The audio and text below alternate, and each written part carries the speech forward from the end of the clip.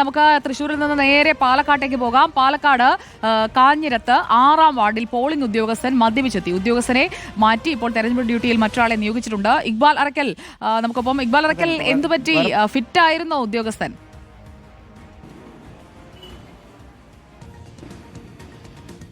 സുജയ, ഇന്ന് രാവിലെയാണ് ഇത്തരത്തിൽ ഒരു കാഴ്ച അവിടെ എത്തിയ ആളുകൾ കാണുന്നത്. പ്രത്യേകിച്ചും ബൂത്ത് ഏജന്റുമാർ തന്നെ ഇത് കണ്ടെത്തുകയായിരുന്നു എന്നുള്ളതാണ് മനസ്സിലാക്കുന്നത്.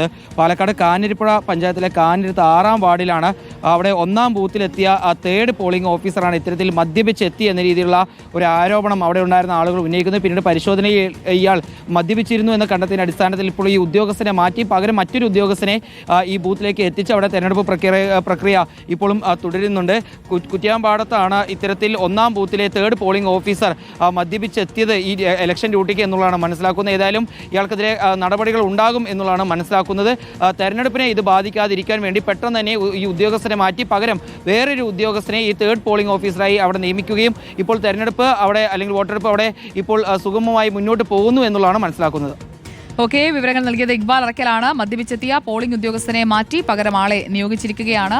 തെരഞ്ഞെടുപ്പ് ഡ്യൂട്ടിക്കൊക്കെ ഫിറ്റായിട്ട് എത്തണം, പക്ഷേ ഈ ഫിറ്റ് അല്ല ഉദ്ദേശിച്ചത് തെരഞ്ഞെടുപ്പ് കമ്മീഷൻ. അതേ നമുക്കും പറയാനുള്ളൂ. ഇപ്പോൾ ഇ പി ജയരാജൻ